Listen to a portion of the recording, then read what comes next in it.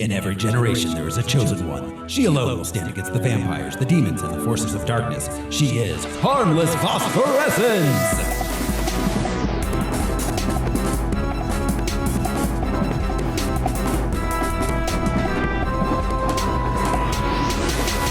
Hello, everyone. This is Throw Smiley, and my yabos scoff at gravity. I am joined this week by... I am Josh Cece, and I love to sleep in a Rutger Hauer Snuggie.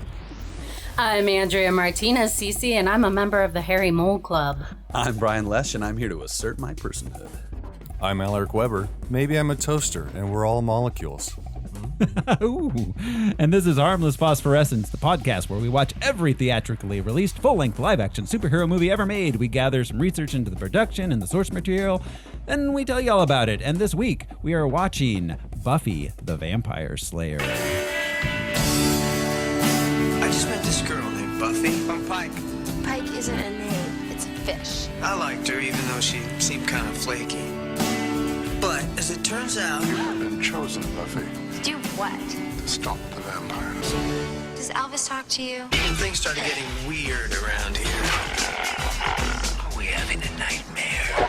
You threw a knife at my head. And you caught it.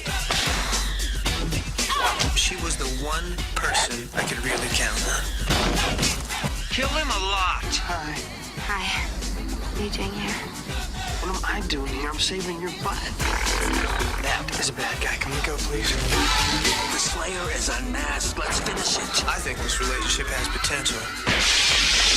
Hi. How's it going? You're obviously having a bad hair day. If she can just get rid of those other guys in her life. Stab him in the heart! Christy Swanson. I am so sure. Donald Sutherland. Paul Rubens. With Rutger Hauer and Luke Perry. Buffy, you're not like other girls. Yes, I am. Buffy the Vampire Slayer. You didn't even break a nail. Directed by Fran Rubel Kazooie. Of course it is. Buffy. Like the Vampire Slayer's boyfriend is what that was a trailer for. Right, exactly. And we knew this all along, but they did not know how to sell that movie. Oh, they didn't know how to, what tone, well, yeah, they didn't know what tone to even make the movie in. Well, sure, but I mean, that trailer, that's a love theme that's playing behind all of that. Oh, well, it's CNC Music Factory. Well, if that doesn't pluck your heartstrings. Right. So this is Buffy the Vampire Slayer, released July 31st, 1992, with a running time of 86 minutes, a budget of $7 million, and it made 16.6 at the box office. Which is, decent. It made its money back. I would thought this week we'd introduce a new feature called Top 10. Ooh. The top 10 movies the week it was released. So, guys, do we think Buffy the Vampire Slayer, where did that premiere? Did it hit number one? Did it premiere in first place on July 31st, 1992? I don't think so. I think it may be top 3 because of the Luke Perry draw. I'm going to put it at 5. You're going to put it at 5? Yeah. Any other guesses? Bob, I'd like to bet $1. Okay, so this is our top 10. Number 10, Universal Soldier. That killed. I remember at the time. Oh, yeah. People wouldn't shut up. Ugh. Unlawful Entry at 9. Boomerang at number 8. Bebe's Kids at number 7. That is a classic. I'm sorry. Sister Act at number 6. And then at number 5, we have Buffy, premiering at number 5. Al wins. It was beat out by A League of Their Own, Mo Money, Honey, I Blew Up the Kid, and the number 1 movie of the week, July 31st, 1992, was Death Becomes Her. Oh, that's a good movie. That is a neat movie, yeah. Yeah, that was good. And A League of Their Own is fantastic. Well, yeah, exactly. Right. And that's got to be a couple weeks in on Sister Act, because that was a big movie. Yeah. Well, no, actually, I think it no, it did. Yeah, that was week 2 of Sister Act. Wow. The opening that week was Death Becomes Her and Bebe's Kids. Cool. This was Buffy, directed by Fran Rubel Kazooie. Wasn't that video game from the 1990s Is that a nom de plume or? for Nintendo 64? No. It's a hyphenate. Yes, Fran Rubel married Kaz Kazooie.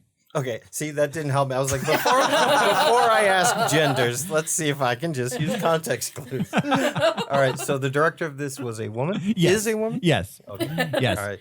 Kazooie. So she, Kaz Kazooie was a. What was he? Because he could only be one thing. Kaz Kazooie. He was a Nintendo character from the early 90s. I thought so.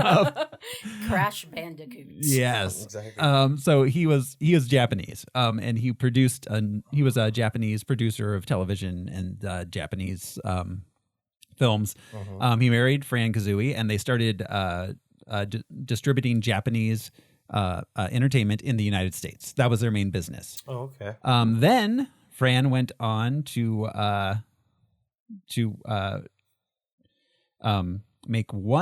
direct one movie, which was called I lost it. I didn't put it in. Tokyo Pop. There it is. Thank you. Tokyo Pop. So she has 2 movies. She's done 2. Period. Those are the only 2 she's ever directed: Tokyo Pop and Buffy. All right.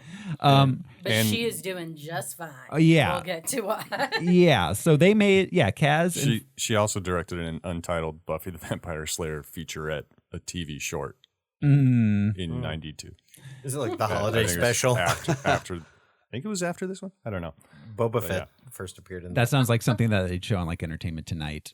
Yeah, maybe. Put it up on I VH1 or watched something. it. It's on the Blu-ray. Ooh. Nothing to write home about. It's mostly different actors saying, I can't believe I'm in a movie called Buffy the Vampire Slayer. Well, yeah, Donald Sutherland, who we will get to, and his relationship with this movie. They also produced Orgasmo, Yeah. Awesome. That's sweet. We will be talking which about we that. will get to eventually. Let's see. So they basically purchased Joss Whedon's script along with Sand Dollar Entertainment, which is Dolly Parton's production company. Dolly brought us Buffy. Sweet. That's right. Yeah, One feminine hero bringing us another. that's right. Yeah. There's nothing she can't do. Yeah, I'd like to think Dolly personally had a hand in that. Oh, yeah. I wouldn't doubt it. She hates evil. She does. True. She's against vampires. And for the sweet, sweet sounds of country music. It was, as we've stated, written by Joss Whedon. Joshua Whedon. Joss Whedon, third generation screenwriter. His grandpa, John Whedon, worked on the Donna Reed Show, Andy Griffith, Dick Van Dyke, Leave It to Beaver. He was a scriptwriter in the 50s and 60s. His dad wrote for Captain Kangaroo, The Electric Company. He was the head writer for The Electric Company. So, do you think every time his dad came home, he was like, "Hey, you guys"? So he wrote The Electric. His dad additionally wrote for The Dick Cavett Show, Benson, Alice, and The Golden Girls. Yes, Yeah. The Golden Girls. Then Whedon, from 86 to 90, worked as a staff writer on Roseanne and Parenthood. The first Parenthood TV Yes. series. Yeah, not the one with the guy from 6 Feet Under. Right. And Mr. Kristen Bell. Yeah. And he was on Roseanne during its heyday. Yes. Like, yeah. Yeah, he wrote the most famously the Darlene episode where she had to recite poetry in front of her class. Oh, yeah. Oh, that's a good one. Yeah. I could probably recite the poem that Darlene All right. recites. Take it easy. It meant something. I just remember like she had a Sandman poster on her Oh, wall. Yeah. Did. Yeah. Yeah, they were comic book artist, writer. Yeah. Darlene and David. Yeah, that's right. Before he got really smart and moved in with Sheldon. Yeah, he's like, this chick who loves comics. This autistic guy that loves comics. Whedon went on after Buffy, mostly to become a uncredited script doctor. He worked on The Getaway, Speed, Waterworld, Twister, X-Men, and of course he had a writing credit on Toy Story, for which he was nominated for an Oscar. For the first one? For the first one, yeah. Cool. What else? Twister. He was uncredited on Captain America: The First Avenger, Thor, Thor: The Dark World, and The Winter Soldier. He, of course, went on to write and produce and showrun Buffy the Vampire Slayer, the series, which is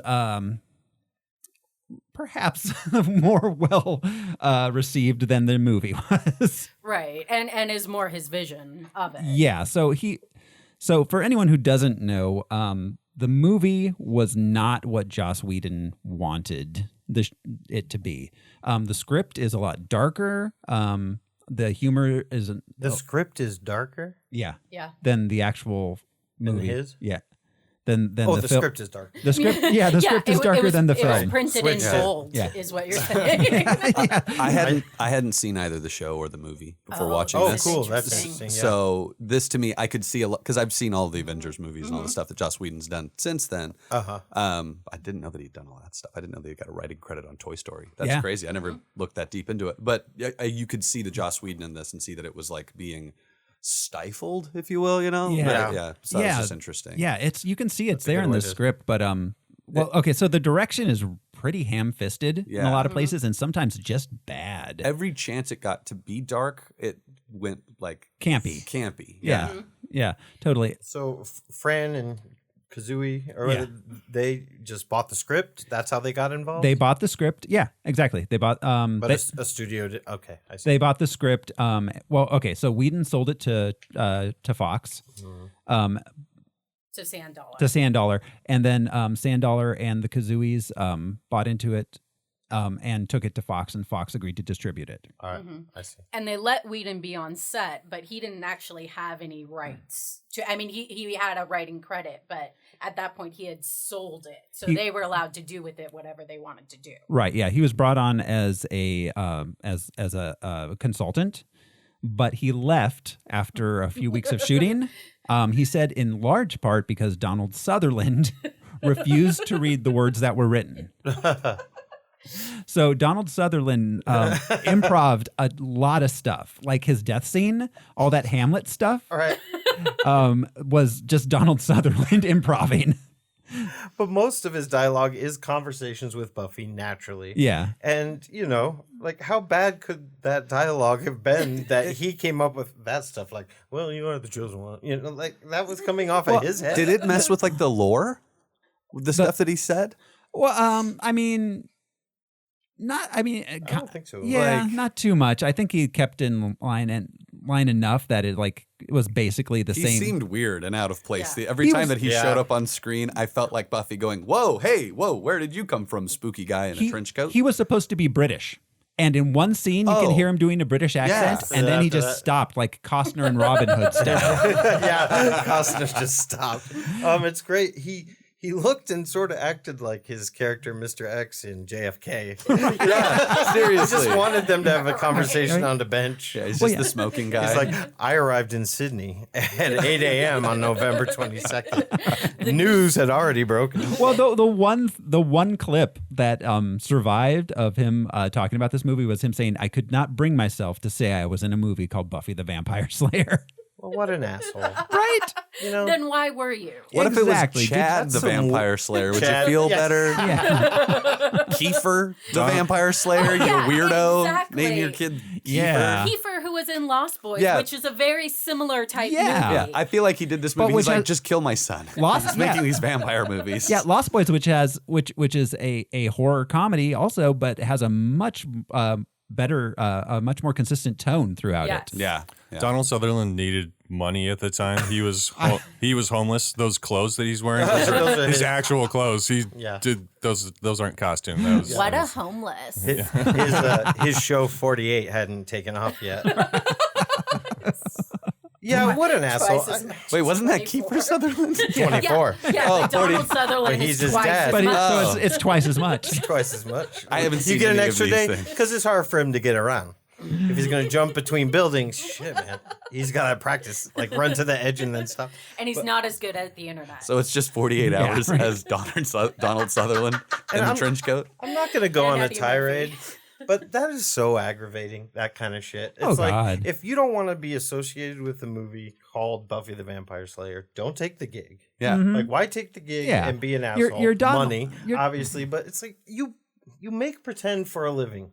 You have the best job in the world, and you suddenly, I don't know. It's weird when they have standards. Well, yeah. And Because sometimes they do not. you're Donald Sutherland. You've got to have some scripts coming in. Pick something else. Yeah. I just loved his gripping, dramatic performance in Animal House.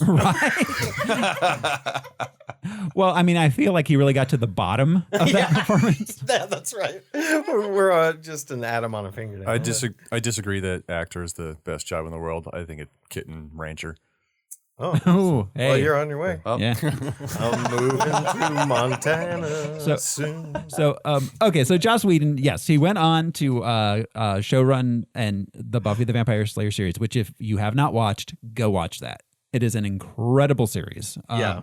There's a musical episode, which Joss Whedon is a fan of musicals, but it's called No, it's amazing. It is Brian's amazing. laughing, but it is Look, amazing. At the time it came on, we had this same interaction with so many people. Like, oh my God, but it was brilliant. Brilliant. Once More with Feeling. Once More with Feeling. So interesting. All original songs. If you want to watch an episode of like just in the middle to see like this is a good show, watch the episode Hush. It's really good. Yeah. Yeah. Is it campier than Agents of S.H.I.E.L.D.? Because I love Agents of S.H.I.E.L.D. Yes. In a different way, yeah. Okay. Quippier. Yeah. It's quippier. I mean, it's very late 90s. What was it on? What was the network? That WB, and then it WB? moved to CW. I see. Okay. There we go. UPN, I think. Oh, UPN before they became CW. Yeah, Yeah, exactly. that's Those right. were dark days. In every generation, a network is born. And then after Buffy, of course, Buffy got a spinoff called Angel, which was about which it was fine. It had some good stuff and some not so good stuff. But he was a demon, right? He was a vampire. He was a vampire. Yeah. He's from Buffy, and he got his own show. That's right. Yeah. I just knew he wasn't. He was a angel. vampire who ran a detective agency. His name was Angelus. Yes. Angelus. I thought Angel was just as good as Buffy. I don't know if I'd go that far. I enjoyed it. I've watched it multiple times, but Well, I'm not prepared to argue it because I haven't seen it enough. I just never liked him, the character. David Boreanaz. Yeah, and in the essence of who's she going to get together with? I was always with Spike. Spike, never is with way. Angel. Well, I'm a Riley guy. No, no one's a Riley guy. Angel always felt a little out of place to me in Buffy. Yeah. On the show Buffy. Yeah. When he got his own show, he was a little more in his element, I felt. Well, I mean, the fact of the matter is spoilers if you haven't watched the Buffy the Vampire Slayer show. Spoilers. So Brian. Yeah. Yeah. Lay it on me. After he dies. Palpatine. Oh. After he dies, like there's really nothing for him to do on that show. So there's a whole season of him just kind of hanging out and being like, why am I here? I don't know. Maybe it's to get a spinoff. I'm at the Peach Pit. Meet me down. All right. Just awkward shots of him like eating ice cream. Yeah. Well, he had no sense of humor. That's the Blood ice cream. Delicious. I feel you on liking Angel because I am actually a fan of the Joss Whedon series Dollhouse, which most people do not like at all. Well, but I appreciated it. It's got a few good episodes. Firefly is also Firefly, yeah. So he made Firefly, and then after Firefly, Dollhouse, he did not direct, but he did write the very well remembered Cabin in the Woods, which was directed by Buffy alum. I don't have it in my notes. I can't remember his name. He did Cloverfield. What's his name? Nobody? I want to say J.J. Abrams. No, J.J. Abrams did not direct Cloverfield. He just produced it. Yeah, I was interested to hear who you thought he played. It was director Drew Goddard. Drew Goddard, thank you. Goddard. Buffy alum Drew Goddard. Yeah. That's a great movie. Yeah, that is a tight movie. That is one of my favorite fun horror movies. Yeah, that is great. And then, of course, he went on to write and direct The Avengers, which is one of the most profitable films ever made. Yeah, still fun. Yeah. Will probably be fun for 150 years. He just got it, and he brought it all together in a way. He laid the groundwork. I mean, in all fairness, it started with the first Avenger and all that shit. They had their plan. Yeah. But the way Whedon made the Avengers and the way it was that was the template. It shifted the tone in a new direction. After that, Thanos directly was involved. Yeah, he brought in Thanos, and the dynamic between the Avengers is what he created. Yes, I he's can't. great at an ensemble cast. Like there are scenes between the Avengers that are very reminiscent of the Scooby Gang. Very from much. Buffy. Yeah. There were some scenes in this movie that I saw some of that, which was fun, where you have the like. Not to call it like just cattiness between the girls, like developing throughout the movie. Yeah. You see that their relationship changes. It's not this static thing where they're like, oh, we like each other the whole time. They're like, oh, some girls are on the outs sometimes. Yeah. Right. It's not to say that he wrote that. I think that was what evolved out of what he had written into the script. Well, and you can see like if they had expanded it more, like who's like the follower, who's the leader. Yeah. They all have character. Yeah. They're not just like, these are her 4 vapid friends. They're all vapid in different ways. Joss Whedon never writes a stereotype. He takes an archetype and makes it a character. Exactly. Yeah. And it was very... Yeah, even the vapid characters have depth and dynamic. Exactly. Like, what's her name? Hillary Duff's weird character. I can't wait. Hillary Duff. I can't wait till we get... Yeah, let's... All right. But yeah. She was like...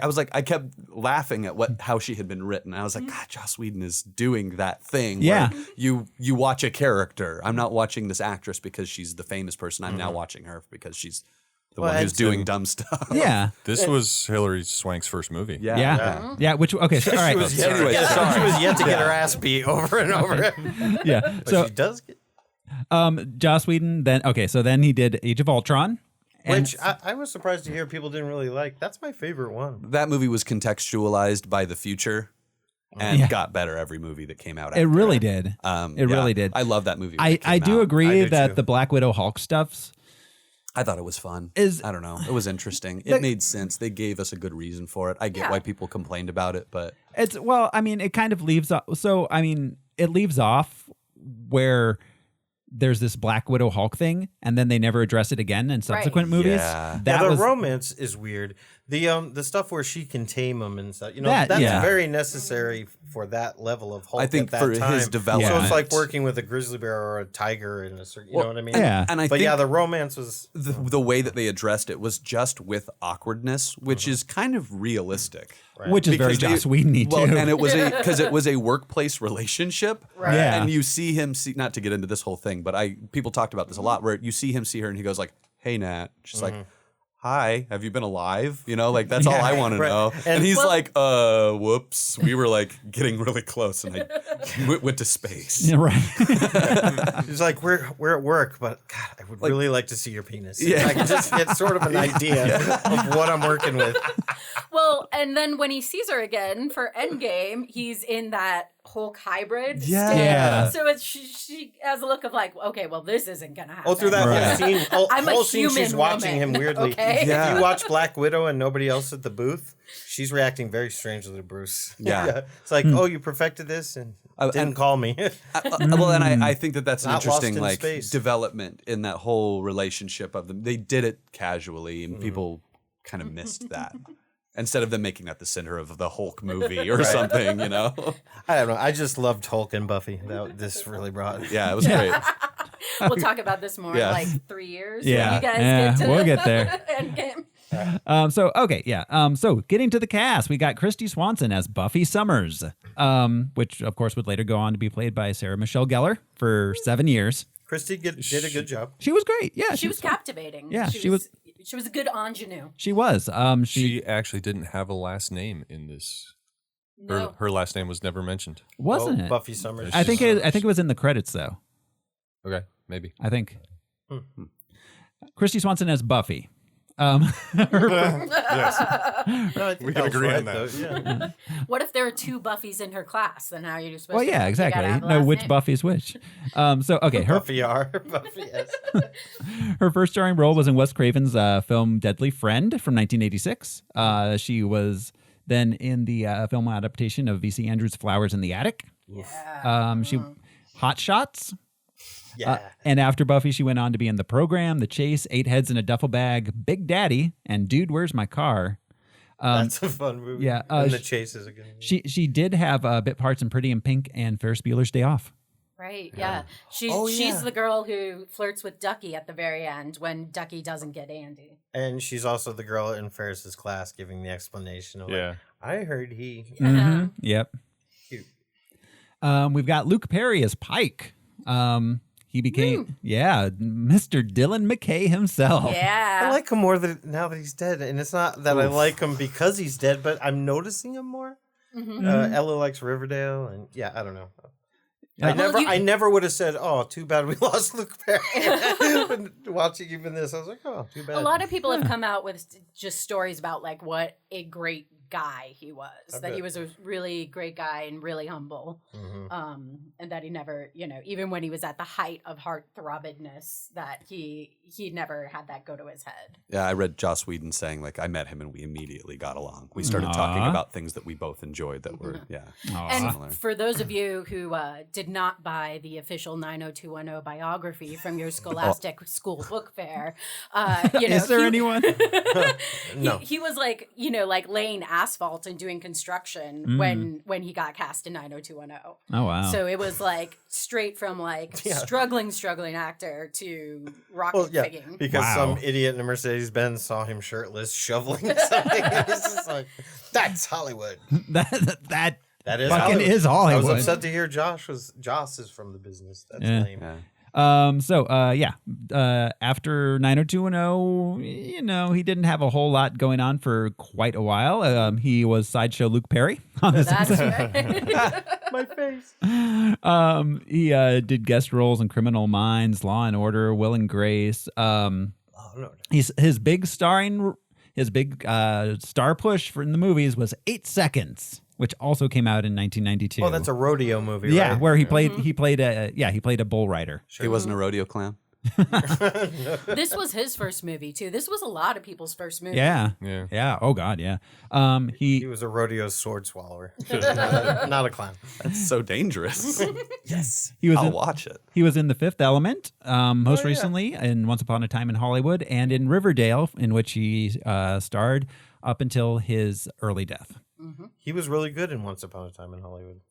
He was really good in Riverdale. He was Archie's dad. Right? That's right. Yeah. What was his first name? Riverdale is some crazy shit. It is. I can't believe it. And every chance I get, I show Archie. Ella Archie comics. It's like all of your pent-up adolescent hormonal You can get it at the grocery store exactly. for a nickel. Mr. Weatherby. Fred Andrews is the Fred. Yeah. Okay. All right, so confession time. When I was like 11 or 12 years old and just initially going through puberty, I used to trace Betty and Veronica Hell yeah. In swimsuits and then erase the swimsuits. You didn't just trace. So you can undress them yourself. Like, oh, that looks uncomfortable. I draw in a turtleneck. it was like And the love of art was born. It was like 1988, and I had no access to pornography. That was the best I could do. Out in the desert. You're supposed to look in the desert. In the desert. Yeah. Desert porn? Desert porn. That was back east we had forest porn, but It's a category. it doesn't exist anymore because Because the magazines internet. don't, but yeah. We've got Rutger Throw Hauer their magazines. as Lothos. Fucking Rutger Hauer. Yeah. Okay, so he was into it, right? Yeah, he seemed to be going for it. See, that's how an actor. He was having fun. The mustache was terrible. Oh yeah, we'll get to the makeup. Lothos. Yeah. Rutger Hauer from Blade Runner. Best known for Blade Runner. He Hobo was with the shotgun. Hobo with a shotgun. He was in Lady Hawk, The Hitcher. Batman Begins. Batman Begins. Well, yeah, we're getting Confessions of a Dangerous Mind, In the Shadow of the Cobra, Sin City, Batman Begins, Dracula 3, The Legacy. I don't know that movie. Hobo with a Shotgun. He was not the Highlander, but wasn't he in some of the Highlander movies? I only saw the first one, honestly. I don't know. The Reverend in 2011. He's Rutger Hauer. Did he pass away recently? He did he? Yeah. Oh, It did. I feel like we should know this. Yes, July 19th, 2019. Oh, recent. Holy shit. R.I.P. We should look up when, not right now, but Blade Runner is in 2019? Yeah. And yeah, Oh, he was in Blade Runner. wow. And same What if year, he Luke died on Perry the same- passed away. Yeah. 2019. As the prophecy foretold. Is Christy Swanson okay? As far as I know. How about Donald Sutherland? I mean, is he alive? Yeah. Okay. Yes. I don't want him to be dead, but yeah.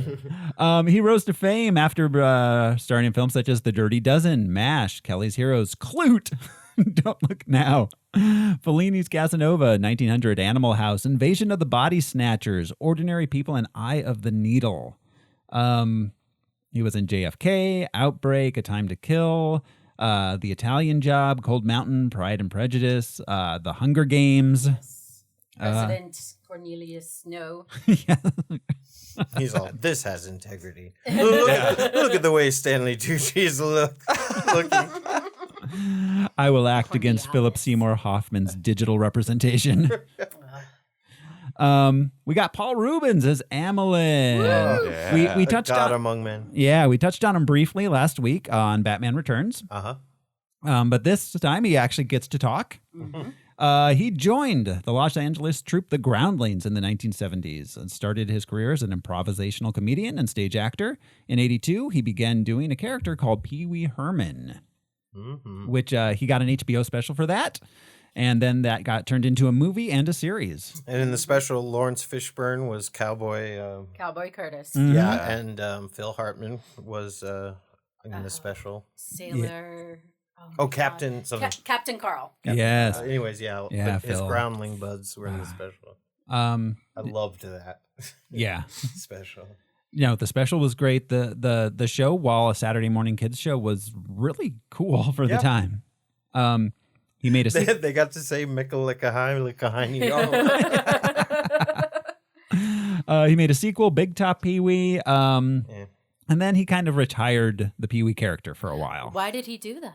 I think he just got tired of it. Yeah. Tired of it. And then, then I'll take a picture to laugh on. Yeah. Then in July 1991, Paul Rubens was arrested for indecent exposure in an adult theater in Sarasota, Florida. Same thing happened to Fred Willard. It's like, if you can't jerk off in a porno theater, what? It's like, he wasn't in a Denny's. Yeah. So I actually, no one around him minded. It was just the cops that raided the place. Yeah, right. Yeah. Most people were like, oh, it's Pee-wee. I remember like years later that there was also like at one point like police were called because like his neighbor looking through his window could see him masturbating and called the police. And I remember Seth Meyers making the joke of like, okay, can we just establish where is Paul Rubens allowed to masturbate? Like, can he develop an underground bunker? Well, okay. So, all right. So that eventually, after a few years, the Tonight Show jokes ended, and he went on to star in Mystery Men, which we will be covering here in probably a month or two, couple months. I don't know how long it takes to get there. And Blow, for which was his first like real serious role. Mm-hmm. Are we doing that movie too? Or just Blow before we do whatever. Then in November 2002, he was arrested for possessing pornography of underage models. But the charge was later dropped. He's a collector of vintage erotica, and he bought large lots of vintage erotica, which featured young boys posing for muscle magazines from the early 1900s. He didn't buy a large lot just of that. No, he bought large lots of like from estates, from like that kind of thing. And then within that, someone found that some of those old muscle magazines that were featured naked boys under the age of 18 from like 1902.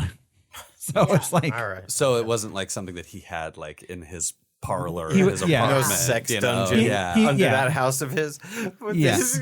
Not to defend Paul Rubens or anything, but context is everything. Yeah, no, he wasn't pulling, but and he was turned in by what's his face, Principal Rooney, Jeffrey. Oh, really? Who we've already discussed on Howard the who Duck. had been busted. Who he was busted, and they were trying to get him to turn in other Hollywood people, and he knew Paul Rubens, and he knew that Rubens had this erotica collection. Oh, that's and interesting. So he gave his name to the police. Jeffrey Jones. Jeffrey Jones. Yeah. Rooney. Rooney. So we got Hilary Swank. Oh, hang on. Paul Rubens. I just wanted to mention he voiced Batmite in several DC cartoon things. The Riddler, I think that was mostly in Robot Chicken specials, and he was in 3 episodes of Gotham. He plays the Penguin's father, just like he does in the. Oh, okay, that's but in cool. this, he has an actual role, so he's Mr. Cobblepot. And Carol Kane. That's Carol right. Kane I is his remember mother. that now. I was having a hard time remembering. And 5 episodes of DC's Legends of Tomorrow in 2018, 2019. He was the voice of a Dybbuk, which was a creature. Basically, it was an evil puppet version of one of the characters. I think this was, obviously he was in Batman Returns, but non-speaking. I think this was his first speaking role post-scan. Oh, he did. That's right. Never mind. What did he do? I was saying that this was just like, kind of like his return after the scandal. Yeah. Yeah, even though it was kind of shot during the scandal. Oh, okay. Because that happened in 91, which was when they were shooting. Yeah, I'm sure it didn't bother Tim Burton one bit. So Hilary Swank as Hilary Swank. Yes. So this was her, as we mentioned, this was her premiere, film premiere. She went on to be in The Next Karate Kid. Nobody gets their ass kicked like Hilary Swank. I'll tell you that. Oh, wait, are you talking about Boys Don't Cry? And $1 Million Baby. Oh, that's right. And the one you just Karate Kid. Yeah. Sometimes they come back again, Quiet Days in Hollywood. And then her big breakout was, of course, Boys Don't Cry in 1999. Great movie, yeah. She went to be in The Gift. That's a weird movie. Yeah. Creepy. That's where, what's her name's boobs are in it. Katie Holmes. Katie Holmes. Oh, huh. But they're her dead corpse boobs. Oh, wait. Aren't they? No, not like dead. Yes, she is dead. Yes, yeah. This is not many months later. Yeah, sorry. Decomposed boobs, I don't count. Okay. Hilary Swank was in Insomnia, The Core, Maybe I should start out. $1 Million Baby, Black Dahlia, The Freedom chopped up in Riders. Yeah. The Resident, Logan Lucky, 55 Steps. She played Amelia Earhart in a really blatant Oscar bait movie. That didn't work out. No, it did not. I hear the sequel's going to be great. It's just her on an island like, so. Yes. Talking to a Hello, coconut. Mr. Crab. The world is not uncharted. Yeah, just Survivor, but with Hilary Swank. Until eventually she died. Yeah, until Or she dies. something jumps out of the jungle Now and that beats it would her be up. Oscar worthy. Yeah, right. All right, Swanky. We got David Arquette as Benny. His let's see, he prior to this was in the series The Outsiders, not the movie, the series. Who was he? Keith 2-Bit Matthews. 2-Bit. He did 12 episodes of Parenthood, which Joss Whedon wrote. Some of. He did roles on Blossom, Beverly Hills 90210, Rebel Highway, Dead Man's Walk, Friends, and of course then we've got his film work. Dewey. Scream. Yes, yeah. Well, okay, yeah. Airheads was his first big hit, of which he was a part of. Wouldn't say it was a hit because of him. Beautiful Girls, which is a movie that exists. Yeah. Scream, of course, kind of was his breakout. Since then, he hasn't done a ton. That was kind of like the peak of his career, and it's been downhill since. I think he did okay in the Courtney Cox divorce. Oh, sure. Yeah.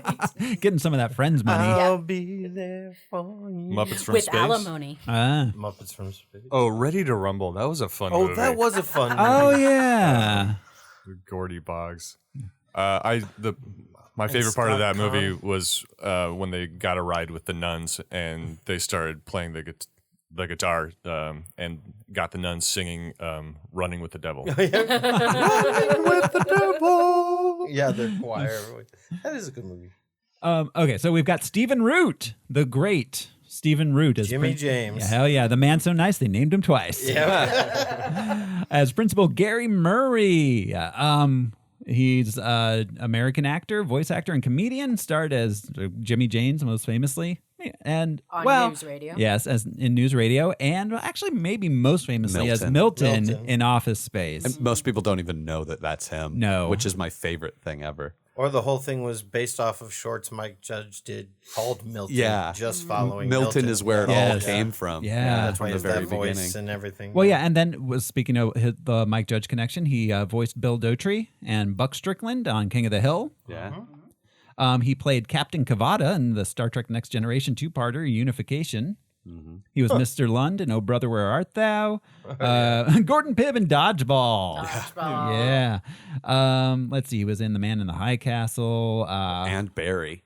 Oh, yeah, He's Barry. great on He is Barry. so good in Yes. Barry. He is, spoiler alert, the Man in the High Castle. Oh. Which is for kind of that, neat. Yeah, in that show. Like, I was like, oh, whoa, hey, what? You're the guy. It's you. So yeah, okay. Like he had bit parts in on TV in Wise Guy, Roseanne, Head of the Class, Jake and the Fat Man, Night Court, L.A. Law, Home Improvement, The Torkelsons. Law and Order? Is there a Law and Order? Erie. Let's see. I'm not there yet. Erie. I'm still in '92. Erie, Indiana. Murphy Brown. Erie, Indiana. Northern Exposure, The Golden Palace, which was the Golden Girls spinoff. Northern Exposure. Northern Erie, Exposure, Indiana. wow. Those were so good. Quantum Leap. Yes. Sirens, Blossom. I actually didn't collect up through Law and Order times. I would assume so. Everyone's been on Law and That's Order what at I some mean. point. Yeah, Sure. like everyone. We got Natasha. Robin Williams. We got Natasha Gregson Wagner as Cassandra. I'm sorry. Stephen Root. Again, he's done some voice work for DC, including Penguin, Woozy Winks, Killer Croc, a Carnival Barker, Planet Master. And in 2013's Superman Unbound, he was the voice of Zor-El. Oh, interesting. Did he read his cues from inside the Superman diaper? Okay, so It was voice acting, but he still made a baby and put it there and put the script That's on right. his diaper. Oh, not to be confused with Jor-El. Oh, It was Zor-El. Zor-El. Okay, he's like the Zorro of Krypton. Okay, so we got Natasha Gregson He's got a Z instead of an S. as Cassandra. Her first role was as Lisa in the film Fathers and Sons. Her stepdad is Robert Wagner. I was going to ask. She was in Hefner, Unauthorized, The Shaggy Dog. She was in the Wes Craven film The Outpost. She starred with John Lovitz and Tia Carrere in High School High. She was in Two Guys and a Girl, Urban Legend, then Ally McBeal, and Another Day in Paradise. Do you wonder if Robert told her what actually happened to Natalie Wood? Ooh. Do you wonder if he's ever told her? She was also Nobody in... knows? No, nobody knows. Well, maybe Christopher Walken. Yeah. No. Don't. No Roman general has ever... Stranger Than Fiction, High Fidelity, Wonderland, and Cold Case, Medium, ER. She was in a bunch of stuff. We got Sasha Jensen as Grueler, who went on to be in Dazed and Confused. Oh, yeah. Yeah, that guy. Yeah. He walks the same. I mean, obviously that's his walk. Yeah, But, that's just him. He's a vampire, and there's a long shot of him walking. It looks just like you just picture his overalls from Dazed and Confused. Right. He was in Halloween 4, Ghoulies 2, and then in his most recent film was 2003's Grind. He just dropped out of acting after that. Yeah, dropped out. He was in the television series Teen Angel, which was showrun by what was that writing duo from The Simpsons?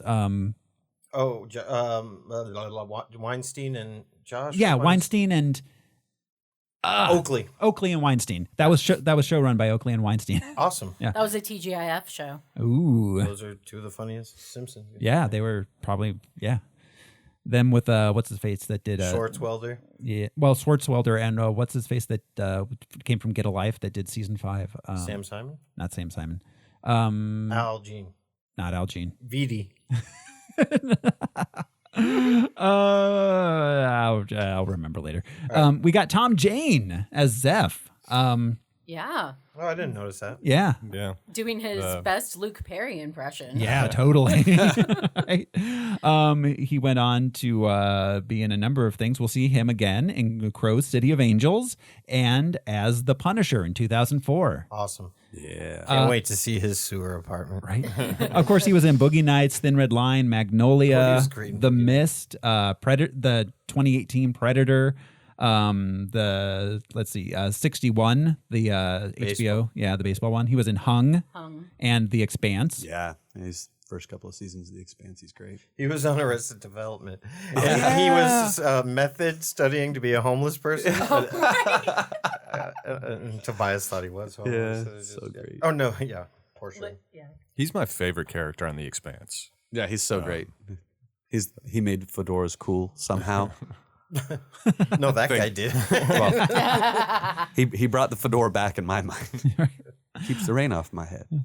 Candy Clark played Buffy's mom. Yeah, and she gets her own credit. Yeah, she's the top before credit. the rest of the scroll. Well, okay, because blah blah blah as Buffy's mom. Because 3 lines, 4. she played Faye in John Huston's film Fat City. The Man Who Fell to Earth in 76, The Big Sleep in 78, Jesus, those Q in 82, Big Thunder, Amityville 3D, Cat's Eye at Close Range. Okay, and she played Francine Hewitt in The Blob. She was in David Fincher's Zodiac, but she is best known as playing Debbie Dunham in American Graffiti, for which she was nominated for an Academy Award. And then she was also nominated for playing Mary Lou in 1976, The Man Who Fell to Earth. Yeah, she had no problem being in a movie called Buffy the Vampire Slayer. No, she was fine, and she has Those credentials, like, though. Yeah, 3 lines. Donald Sutherland's over here pouting. Yeah, exactly. Look, her name is Candy Clark, so she can't complain. Hey everyone, Thoreau from Harmless Phosphorescence here with a message for you. Yes, you listening to me talk. Did you know that the Harmless Entertainment Network has a Patreon? That's right, you can join in and get extra fun like a Star Wars Harmless Phosphorescence miniseries, a patron-only Q&A roundtable episode. We have great bonus episodes of audio dramas like Attention Hellmart Shoppers in 1994. But not only that, if we reach our next patron goal, we'll do a monthly bonus Harmless Phosphorescence about a patron-chosen non-superhero movie. Plus, there are great new shows on the way, and if you're a patron, you'll get to hear them first. Head over to patreon.com/harmless entertainment today, and for the price of a cup of coffee, you too can join our super awesome superhero club. Now, back to the show. Uncredited, we have Ben Affleck as basketball player number 10. He interacts with Sasha Yeah. from Dazed and Confused. Dazed and Confused, yeah. This was also his first movie. This is how he got his SAG card. We've got Ricky Lake as Charlotte, Seth Green as a vampire, and Alexis Arquette as vampire DJ. He was on a television show before he started acting in movies. Yeah, but this is how. Sorry, Yeah. Not SAG. But this was his first movie role. Yeah. Did anyone catch Seth Green? Like, see him? No, Because- his scenes were cut. I say you could see the back of his head. Yeah, is what I read. he had like 3 seconds of the back of his head. Yeah. He's got a distinct head, so I'm sure he's easy to spot if you know what you're looking for. Okay, so this movie, we do not have Siskel and Ebert. They did not review it. I bet that would have been a fun review. Yeah, I bet they would have been confused. Yeah. Yeah. Oh, Because very they like confused. strong female characters. They like light and bubbly. They they like like dark action. This might have been right up their alley. They might have actually. both. You just like throw some Karen Allen in, and we got ourselves. It has a 35% on Rotten Tomatoes. What? Yeah. And I have a few. It is better. I have a few 1992 reviews. The New York Times in 1992 called it a slight, good-humored film that's a lot more painless than it might have been. Okay, so there's no internet, and you're reading quotes from published critics. But wouldn't it be great if even at that time they like Steve in Ohio? He sent a letter in. The Washington Post says Buffy is amusing for a time, but its destiny is to die in a disappointing, long-winded conclusion. Long-winded? The second half feels stretched out and muddled, as if screenwriter Joss Whedon drove a stake through the script. However, in his depiction of the vapid SoCal world, Whedon knows the territory. The LA Times wrote, it is a light and diverting romantic comedy that is as high-spirited, undeniably silly, and not particularly deep. as its teenage protagonist. And Variety wrote, Buffy the Vampire Slayer is a bloodless comic resurrection of the undead that goes serious just when it should get wild and woolly. Critics love puns. Yeah. I think they purposely like and dislike things to use their puns. It's thematic. I've got to disagree with this movie. Just critics. So yeah, that's it. That's The cats. that's the shebang. Are we ready to jump into the plot of this thing, guys? Yeah. Let's do it. Here we go. This is Buffy the Vampire Slayer. We open on the Dark Ages. A watcher bestows a stake upon a slayer. I'm sorry. The rating was it was rated PG-13 for comic vampire violence. There's a lot of that. It delivers. There is, yeah. You have been warned. All right. Then we smash cut to high school senior and head cheerleader Buffy Summers at Emory High School in Los Angeles. It's a basketball game and her boyfriend's on the team. As credits play, she leads a cheer routine. Do we know whether or not he just hadn't thought of Sunnydale yet, or if that was a director kind of thing?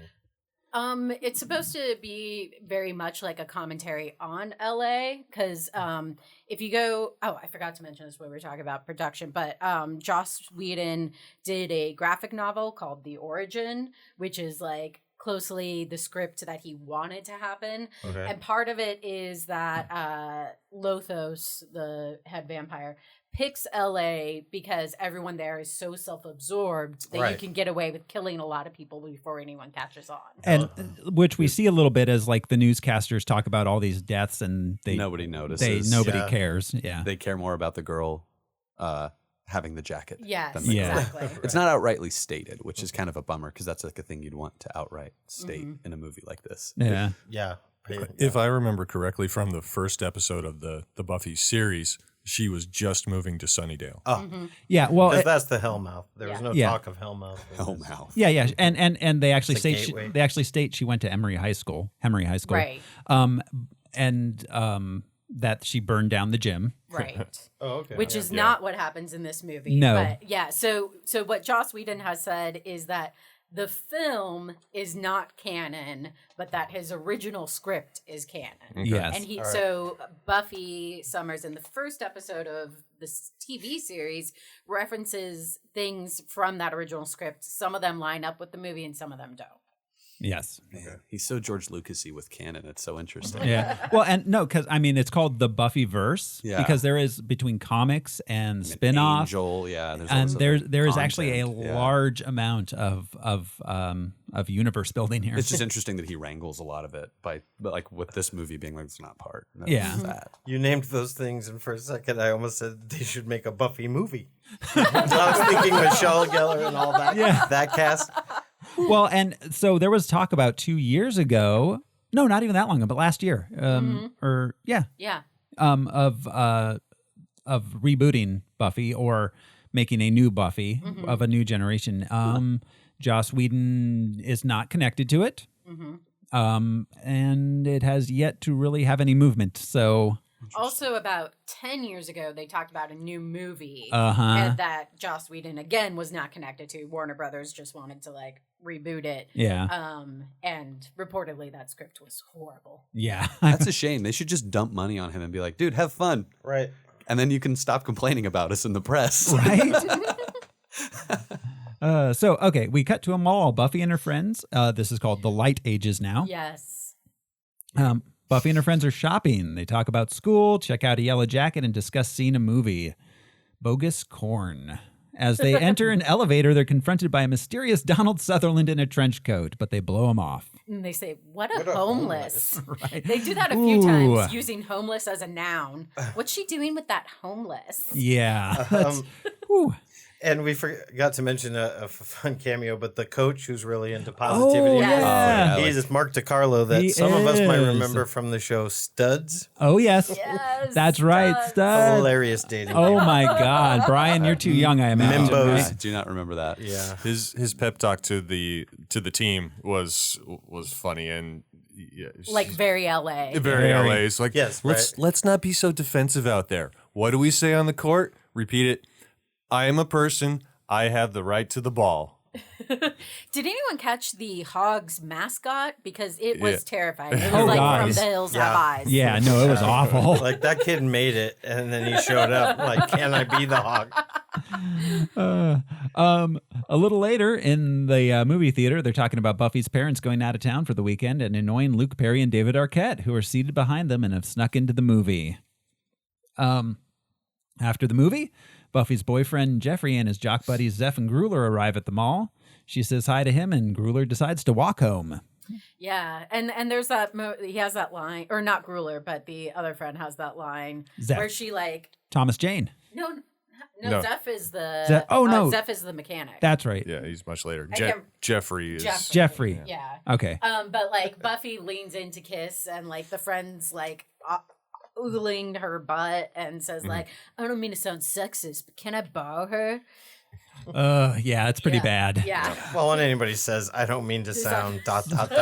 they're about to fucking sound just like that. Exactly. But then again, her boyfriend's response is like not like, don't be a dick. It's like, no, you'd get her dirty. Yeah. Well, bro She's code. a possession. Yep. Yeah. Comes up a couple times. Yeah. Well, and again, so yeah, and I mean, Whedon was being intentionally sexist in order to point out the sexism. Right. His inspiration for the character was the idea of like saying, what if we took who's usually the damsel in distress and made her the hero? Right. And actually his original conception of this was called Martha the Immortal Waitress. Which the idea was that she was a Greek goddess who had survived through the times. You're not kidding. No, this is real. That's amazing. Yeah, she was a I Greek. just like the name of that concept. She was a Greek goddess who survived through the times and was a waitress at like a diner. A Greek diner, I'm sure. Well, probably, yeah. Well, they're big Beckies. Yeah, no, they are. Those little cups with the Greek. Yeah. No, yeah, they have tons of them in the Midwest too. I went to how Sutherland would have Greeks are felt everywhere. about I used to being eat at in one in that Hawaii movie. all the time. Once you said the cups with the thing, I was like, wait, that's a diner.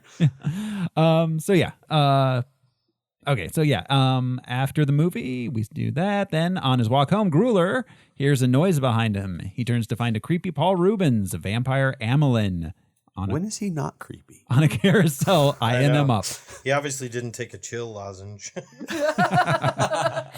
that guy already looks like a vampire. Like the people who they turned into vampires in this movie already look sort of vampire-like. They do. Which the vampire makeup in this movie is not good. I'll never understand the ears. the what's weird with Yeah. ears. So instantaneous. Kind of Vulcan-y with little lines on them. But they kind of the- flop. yeah. They had 2 points on the Yeah. ends, like a Sometimes, yeah. little M. We get it. They're vampires. They have sharp teeth. The series made a really good choice in having the vampires turn to dust so that they don't leave bodies lying everywhere. Yeah. Oh, that's a good point. In a lot of vampire lore, that happens. Yeah. Yeah. They disintegrate. Yeah, I think they didn't do it on this movie because they didn't have the budget to turn bodies into dust. Yeah. Or a director that said that doesn't matter. Well, yeah, so there's a lot of moments where they stab vampires and the vampire falls. I'm like, did you get him? Is he dead? Right. Right? Yeah. That seems straight. Yeah. Paul Rubens. Yeah. Oh, God. That was improv for sure. Oh, so Oh, fun. so good. We cut to a news report playing at Buffy's house. The anchor is reporting about attacks that sound suspiciously like vampires. They had a bite mark resembling a really gross hickey. Forget about it. On That's, the news. they're like, let's move on. That doesn't mean anything to anyone. Kent Brockman works. Yeah, right. One victim has disappeared from the morgue. Buffy's, Is that a victim? It's a victimless crime. You're already dead. Buffy's boyfriend is watching the newscast and he's eating Doritos Light. Does anyone remember Doritos Light? I do not. Oh, wow. That's No, like but I wrote it Pepsi down. Clear. And I wondered what it would Right? be like to open mouth kiss someone with a bunch of Doritos. Right, Because that's what they they're both do. eating and then they open mouth kiss each other. And she's eating popcorn and she puts one in her mouth and then they immediately kiss. And after they stop kissing, she continues to chew. Oh, yeah. So, extreme That's real love. flavor. This is I think a good example of the terrible directing because they have this conversation about her parents leaving and then they sit and stare at the camera for like 5 seconds while it slowly dissolves out to black. Yeah. And this scene first tries to establish like her parents of like they're self-absorbed, she's just an accessory, like mom leaves and does the little kiss noise, and then like she says bye Bobby, and her boyfriend says she thinks my name is Bobby, and she's like, it's possible she thinks my name is Bobby. Yeah, exactly. Yeah, and they were those, yuppie 80s 90s type parents. In every scene they're going on a vacation Yes. somewhere, can't be bothered. He says, by "Don't he doesn't don't touch the jag." Right. Yeah, it's like she doesn't even know my name. Just that. Yeah, very boomer. Kiss noise was a little it creeped me out a little bit. It's like, oh, weird. It was a Simpsons joke, and I wonder if that. Yeah. Well, it just goes to show boomer parents sucked since the 80s. Yeah, we all caught on very quickly. Parents are just generally not cool. in general. In general, parents aren't cool. But yeah, this generation. Sorry, Thoreau. Yeah. Hey. Yeah. I want to say thank you to all our baby boomer listeners. We have seriously, there's no cool to us. discrimination. Yeah, not You're you. not cool to your kids. Not you. You're fine. It's the other ones. Most of my opinions are half cocked, anyways. If you're listening, you're cool. Yeah, right. Then we see a medieval slayer fighting a vampire. She disposes of it, but is taken by a more powerful vampire who berates her. All the flashbacks look like a high school play. Oh, they're terrible. I thought The sets are supposed to be fake looking. I get it, but yeah, just wow. I thought they looked like porn. Like Yeah. when porn that like cuts porn, before it you gets do, like into it. period pieces, but yet like you're like, well, that is obviously like a model with like. I'm gonna she looked stab very you. out of That's what he place. said. So there were a lot more flashbacks in the original script, and there's actually one point in the script where Buffy walks into a tavern, and it says something about medieval times during the Black Plague, like and she walks into a tavern, and she goes, "Whew, what a plague we're having, huh, guys?" That's got a Neil Gaiman Sandman vibe too. Yeah. Like if they'd done that, Yeah. Hob Points in Gadling, history. was that the Yeah. guy's Yeah, name? The Hob. Immortal. Yeah. I think there's a combination of like the directing is not like it's very much like set up a camera and just get a 2-shot. It is very rudimentary directing. It is. Yeah. And then also I know you said the budget, but it doesn't seem like they had much of a budget. No, like 7 million, yeah. And then also the production was really rushed because they had to do it during the 5 weeks that Luke Perry was off of 90210. So you could see a lot of places where, like, I think they were just like, cut the story. We don't have Totally. time. Yeah. We don't have time. We don't have money. And I'm not sure how I'll just shoot this. Weird, Yeah. yeah, because he was getting famous while they were making this, probably, or like leading up to it. He already was. Or he already was? I think this was like in between season 2 and 3 okay, of so- 90210. Yeah. But they So he sold was it the on big him. name. Yeah, they really. sold it on him. It's just interesting because he's not the main character and cutting the story around him. It's like, what? Yeah. What's happening? Well, yeah, you saw that trailer, Yeah. how they were like, come see the new Luke Perry movie. He's just whispering. Also, with this person who is the I title love character. my girlfriend. She's not my girlfriend in the beginning of the movie, but she will be. Like, Yeah, whoa, exactly. Luke Perry. Buffy wakes up and it turns out she was dreaming. Meanwhile, in a vampire's lair, Paul Rubens toadies to his unseen master. In the vampire's lair. Yes. The Buffy's Vampire Fire Slayer. Oh, Sorry. wait. Anyway. Pun, first pun, love it. Next day at school, Buffy and her friends discuss the school dance they're planning. They make plans to meet up after school. They're But told they're talking about the different environmental causes. Yeah. Somebody says sting, and then the girl's like, where is it? I thought he was doing Indians. Yeah. Yeah. They say they should do the environment because Sting's doing it. I heard he's doing Indians now. God, what is India? It seems like it's offensive, but I'm trying to figure out. And then they talk about like some of the biggest threats to the environment, which are forest fires, litter, and bugs. And bugs, Yeah. yeah. And they say, what about the ozone layer? Oh, we've got to get rid Oh, of that. yeah, you gotta get rid of that. That's a Homer line. Yeah, totally. Oh, yeah, you gotta do that. Which, hey, small bit of good news. The ozone layer has almost completely recovered. Awesome. Yeah. 2020. It's interesting. Since we it's can't interesting see what it. banning CFCs can do. Right. You know what? And I think the Hemry High Hug the World dance had something to do with that. That's I think Probably. so, yeah. They're told to go to class by Principal Murray, Stephen Root. That night, they visit their favorite hangout, Cafe Blasé. Oh, did anybody notice their waitress? Yes. Oh, Ricky. that's Ricky Lake, right? That- Yeah, Ricky yeah. Lake. Yeah. Yeah. In between, post Hairspray, pre Ricky Lake show. That's rough because you're in you like have that part in Hairspray, then you have to be the waitress. She wasn't getting work, and then I don't know if she conceived of Ricky Lake or how that happened, but yeah, saved her career. Yeah, no one knows how talk shows happen. No, they spring up after dark, right? When you're not like, looking. By episode 2, the whole country was like, "Yeah, that's Montel. Montel. We know him from existing. It's Judge." Angry Man. Wapner. So that night at Cafe Blase, they run into the guys from the movie the night before. The guys introduce themselves as Pike and Benny.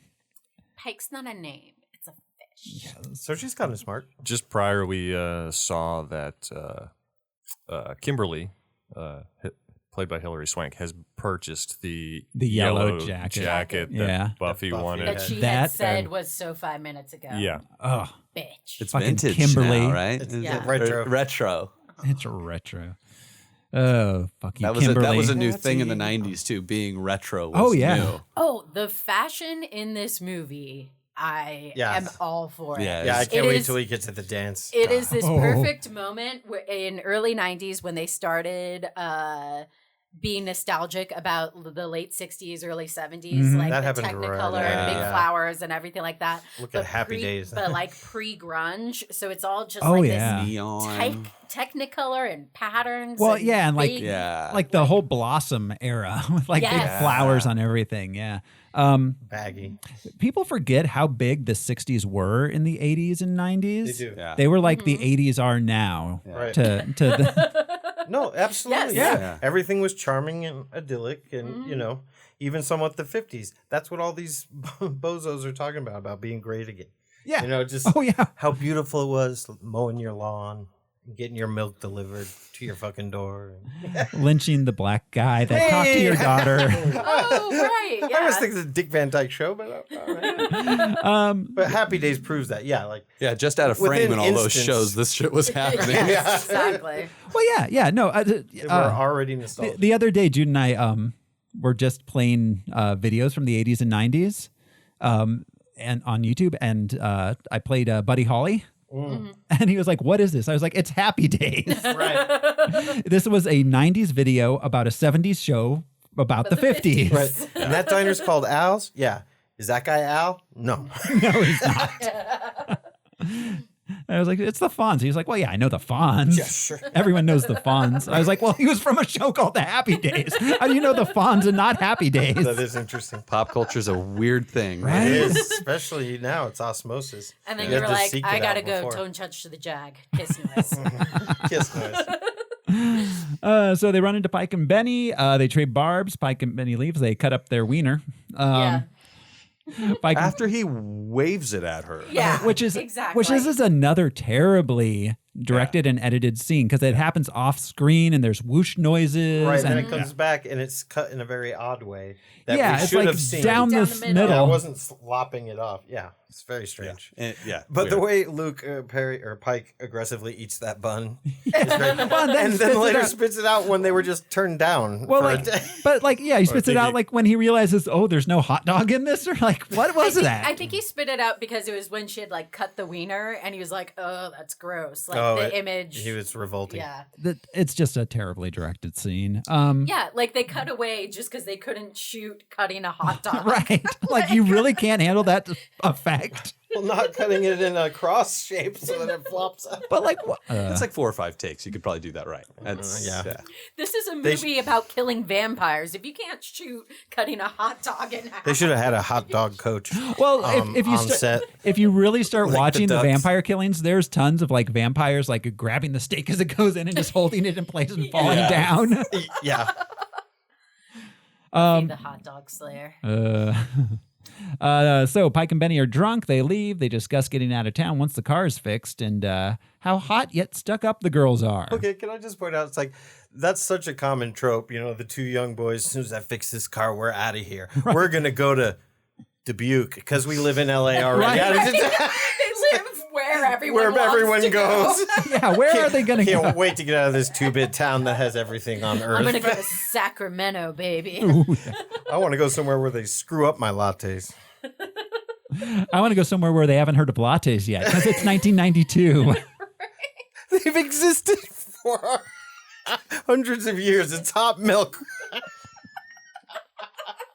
Starbucks did not make the latte, folks. No, I guarantee that in 1992, there were vast swaths of the South where if you said latte, they'd be like, boy, you better get out of here. Yeah, you're absolutely right. You want a latte of the coffee? They exist. Yeah, exactly.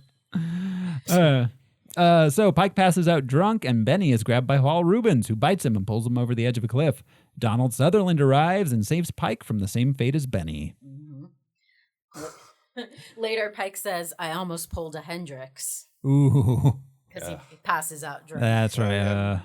The next day in the gym after cheerleading practice, Buffy is doing some pretty dope gymnastics. While a creepy old man watches. Exactly. And she reacts almost as if like, yeah, this is a thing that happens. Yeah. Oh, it's a strange old man in a trench coat standing in a high school gym. Yeah. Usually they don't talk to me. That part's new. Usually they just hunch over in the shadows and move wildly. Lady, relax. It's a white man. Yeah, it's just an interesting depiction of a strange man interacting with a young woman. Yeah. It's like, is that how that you should engage with a strange man? The 90s are so weird. And just the way that she's written, like talking to him. Well, okay, and again, he was supposed to be a stuffy old British like librarian type, right? Like he's not directly, but he's supposed to remind you of a Van Helsing type. Really into it, really dedicated and committed to what this is. But instead, scruffy old Donald Sutherland seems like a creeper. Yeah, who is like conversationally pinning her from the beginning. Yeah. No matter where he is, indoor or out, his overcoat is buttoned, his hat is on, and his big wool gloves. Yeah, he is a brief moment from being a streaker. Yeah. Just like one swift move. So he introduces himself as Merrick and informs her she is the chosen one, destined to kill vampires.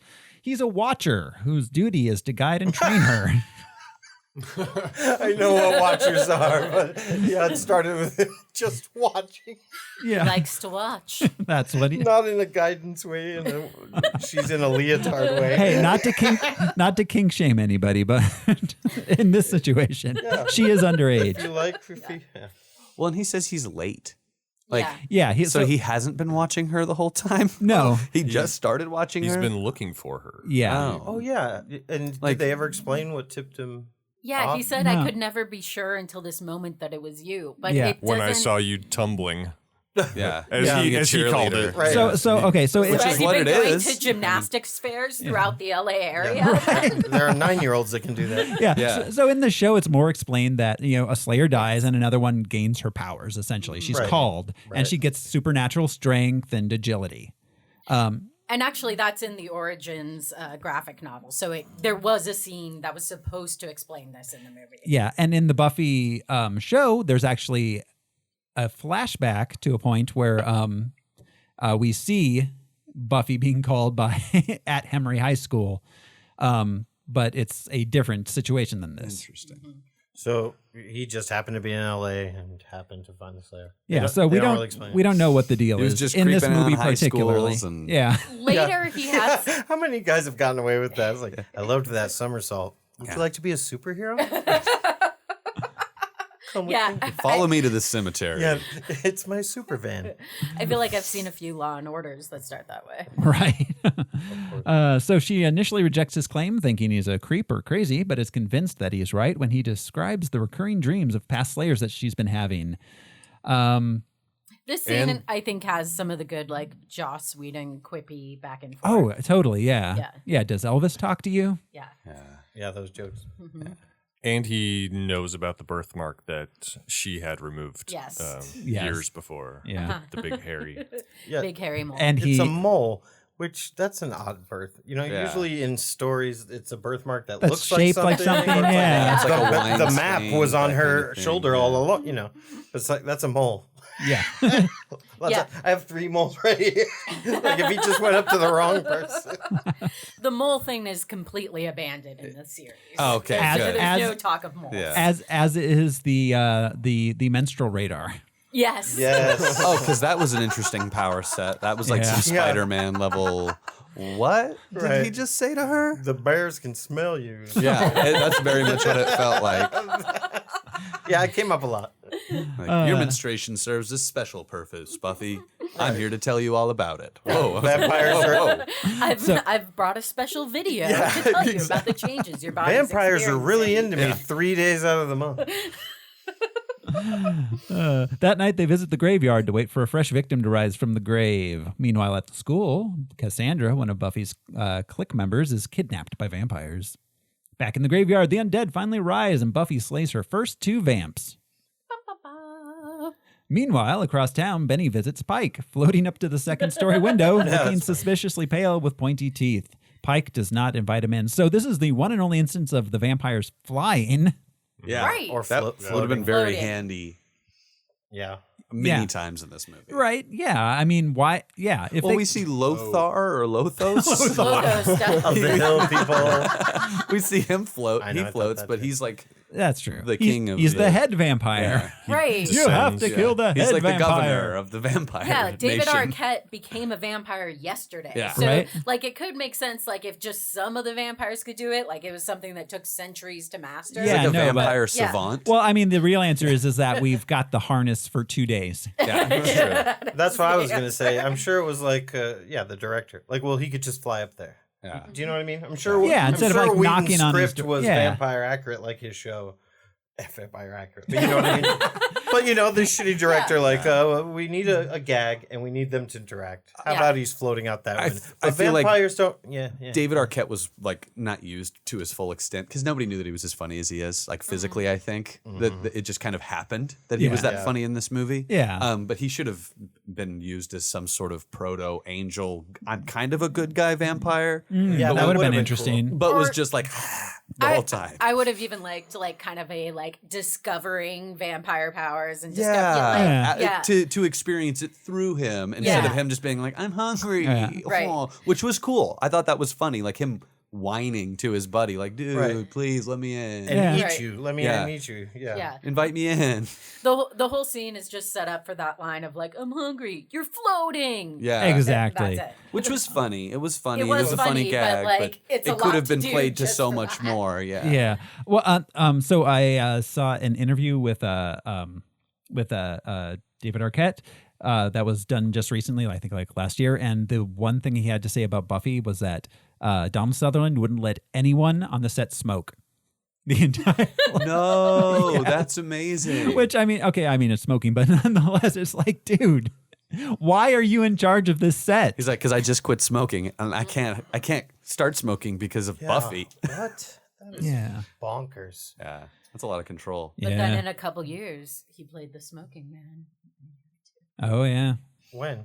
Oh no, never mind. Sorry, I'm thinking Oh. the wrong thing. I was gonna say, I was like, he did. I was thinking he was smoking. Yeah, I thought he smoked as Mr. X, but I'm He's- just. Are you conflating him? I'm with- conflating my Yeah. anonymous sources. I always He think didn't of them smoke as the either. same character. Yeah. Just every time that I see the smoking man. Mr. X. Imagine trying to have that power over your job. Yeah. You know what I mean? Well, yeah, and Coming into you're work, hired making on. demands. Yeah, you're not the director. You're not Right. the. You're being paid. Yeah. All right. So, Merrick returns Buffy to her house, telling her that they will meet the next day after school, despite her cheerleading duties. Her mom isn't concerned about the late hour her daughter's arriving home or the blood, and Buffy goes to bed and dreams of Lothos. In her Lothos snuggie. Yeah, she Yep. is. Yes, that's what I was like. Just appears. That was the wildest. That kind of got me. I was like, ooh, whoa. When he first Mm-hmm. reveals himself, she's like, "Oh my god!" And I just think this is like, "Shit, a magician." I think the thing that got me out of that scene was how well she played it because she's just like, oh, it's my snuggie. I'm so Right. comfortable here. I was like, oh, gross. I feel like most of the cast is doing really well. Yeah, exactly. I was Yeah. like, this is a really uncomfortable scene.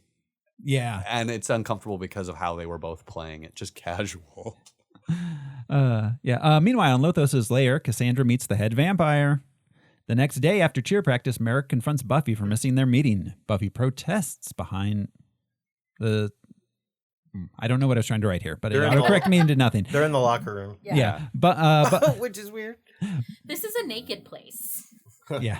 Buffy just tells them that she doesn't want to be Remember the my Slayer, restaurant. and Merrick tests her abilities. When Buffy realizes how supernaturally strong she is, she decides to be the Slayer after all. He tests her abilities by throwing a knife At her head. Yes. At her face. It's just like, But she catches Blade first like this, not like this. yeah. What is he going to do if it just stabs her in the face? She'll be like, whoops. My bad. Shit. Good thing no one knows I'm here. Just gonna tiptoe out of the girls' locker How room. many other girls got knifed in the face as he was trying to figure this out? She realizes that Merrick had her the previous night had her sitting on a fresh grave on purpose Yes. to test her, and she's not happy about it. So she punches him in the face, and then she says, "I never hit anyone before," and his response is, "Really? Well, you did it perfectly." Yeah. I didn't even break a nail. Yeah, very Joss Whedon-y scene again. Which the break a nail thing I think was funny, even though it's supposed to play her up as vapid as her just being like, "Oh, sweet, moving on." Boom. I thought that was cool. Then it's training montage time. At first he's like, "You're too old, or you don't have enough train." It's just Jedi bullshit. She's got Oh, totally, yeah. She's got so many midichlorians though. You're not ripe. You're too ripe. You can never. Yeah, you never know with those assholes. Clearly, Sutherland did not show up for most of the montage. No. Yeah, because that really, he should have been standing in the background Right. for a lot of that, or like holding the bag. Being and, Polly. Yeah, exactly. Yelling. Yeah, she spends some times with friends, and the principal notices that she's been late to school often. She discusses her prophetic dreams with Merrick, and then Principal Murray has a meeting with her. He thinks she's on drugs. This is a great scene. Yeah. So, principal, a perv? Question mark. Like he's noticing when she shows up to school. He's got nothing else to do. Well, yeah. Yeah, his whole thing about like I did drugs. was Doobie that Brothers? Doobie Brothers? Oh, I know. That old chestnut of your guidance counselor telling you about all the acid he took. In Nam. But Stephen Root, In Nam. Yeah. But Stephen Root plays it in such a Stephen Root way. Yeah. He's an enigma. He Yeah. can be creepy yet endearing. Yeah. Kind of in a weird way. And maybe I'm a toaster, and we're all molecules. Yeah. Yes. He's having his flashback right there. Well, she sees a fly on the wall, and she spits a thumbtack at the fly and impales it to the cool. wall. Yeah, That was a good cool. trick. Very cool. Even cooler than Danielson catching the fly with the chopsticks. Yep. Yes. Yep. At a mechanic's shop, Pike finally has his van fixed. He tells the mechanic, a friend of his, That's Tom J. That's Tom J. Yeah. That if he sees Benny, run. So now knowing the director and how involved Josh was, it's purely a coincidence. But the coloring of the van, the shade of blue and the shade of green looked sort of mystery machine. Yeah. It was those same immediately shades. what I thought. Yeah. Because in the show, they're called the Scooby Gang. That's what they call themselves, the Scoobies. Literally? Yeah. Yeah. The Scooby Gang? That's adorable. They call themselves that as a joke, as a reference to Scooby-Doo. Because I Yeah, mean, they that's fight what they ghosts and do. They monsters. fight Yeah. ghosts and vampires, but they don't have masks on. No. They're the Scoobies. But they are meddling kids. Yeah. It's a good Kinda show. cute. You should check it Yeah, out. I will sometime. check it out. That night, Buffy goes out and lures a vampire into an alley where she slays him. Afterwards, Merrick and she bond and discuss their lives and reincarnations. So this is a whole different thing. The Watcher, like it's weird. The Watcher is like sort of immortal, or he And keeps gets- being reincarnated, But and and retains the memories, it seems like. And then how does it work? Because he says each time he gets born with the knowledge that he needs to. So like, You're in second are there grade. years? Yeah, exactly. Are there years he's training a Slayer when he's like 8? Yeah. Or- Yeah, this is weird. Are there years where a Slayer doesn't have a Watcher because he's an infant? Like, Yeah. He's born and just packs up his bags and leaves. He's like, thanks, Ma. All babies are watchers. They can't really do anything else. also, if that is it, he's been working a lot of years without having found Buffy. Oh, yeah. He's really bad at this. Yeah. And And he was hates worse it, before, apparently, too. Sorry, the principal had a funny line, I thought. He's like, don't think of me as Principal Murray. Think of me as Gary Murray, party guy. Party Health guy. inspector. Pike, trying to leave town. His van won't start when he's accosted by Amelin and his gang of vampires. The van finally starts and he drives away, but Amelin jumps on the roof of his van. surfing on the van like he's Teen Wolf. Yeah, oh yeah. There's a few Teen Wolfy things. Yeah, the basketball games reminded me. Yeah. The vampire. Because someone took their penis out. Oh, Yeah. Ooh, hey. Paul Rubens screaming on the hood of this van is hilarious. Yeah. So. Pike swerves into the woods, knocks off Amelin, causing him to lose his arm, then crashes into a tree. Very New Hope cantina lightsaber fight. Like, oh, that thing just sheared right off, I guess. He says, "You ruined my jacket." Yes. Kill him a lot. Yeah. That's very Whedon-esque. Yeah, oh, very. He's jumped by vampires. Well, and Pike is like, this is not my night. It's like he's usually on top of the world. Yeah, right. He's You live in a garage. He's an alcoholic. Like, but not tonight. Yeah, he shook the drink like immediately. Oh, yeah. It's like vampires. Ooh, I should stay sober. Kill him a lot. That's such a Joss Whedon line. very Joss Whedon.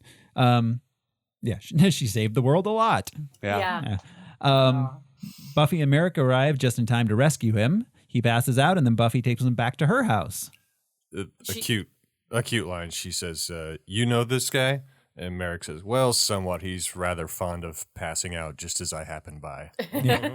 And she does a little improv because she spikes the vampire with the broken guitar. Oh, yeah, that's right. Yeah, that's a very Buffy thing. Mm-hmm. Yeah. They talk about vampires and flirt, and Pike stays the night in Buffy's living room while she goes to bed. So this is another moment where, like, there could have been more character development and more relationship development. Like, she says how she's going through this experience where everything she thought was important now seems really superficial. And, like, have you ever had this experience where your world was shaken like that? Yeah. And he just kind of says, like, yeah, I do know. But that's all he says. Like, and so his character wears dog tags in every scene, is constantly drinking. Yeah. Like, you can tell that there was something there of like that he was a young guy, probably went to Desert Storm, like his whole life was different. Yeah. But There's something they don't probably in even the talk. script, but yeah. That's funny. Yeah. Just there was no character development between the two of them at all. No. Just a couple of awkward almost kiss moments later on in the movie. Yeah. They're super in love. Yeah. Super. Meanwhile, Lothos berates Amelin for being careless and losing his arm, and then goes to eat a kitten. Oh, Amelin was almost played by Joan Chen from Twin Peaks. Oh, wow. Interesting. Yeah. I read that. That's crazy. Wow, Same name probably too. Would have just kept the. It was originally a female character, and then they were like, Paul Rubens, walks the binary line. Eating the kitten definitely established that he was a bad dude. Yes. Like, oh, he's a vampire, but he also eats kittens. Later in Buffy, the series, there's this funny scene where a group of demons and vampires are playing poker and they're betting with kittens. What is the second? Oh, Clem. That's Clem. that demon. Yeah, the and floppy he has Clem. the floppy ears like all these vampires have. I kept thinking of him with that. And he's cheating by keeping a card in the folds of his skin.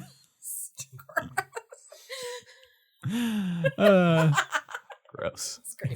The next day, the news of Cassandra's death is the talk of the school, and Buffy body slams Jeffrey's friend who is getting handsy. Yeah. Yeah, she's all times up. Yeah. I wish they had a hilarious funeral scene like in Heathers. It would be a very Heather's-esque scene because they're mourning the loss of that jacket more than anything. Yeah. Well, no, I mean, the movie is kind of Heathers with vampires. Right. Totally. Yeah.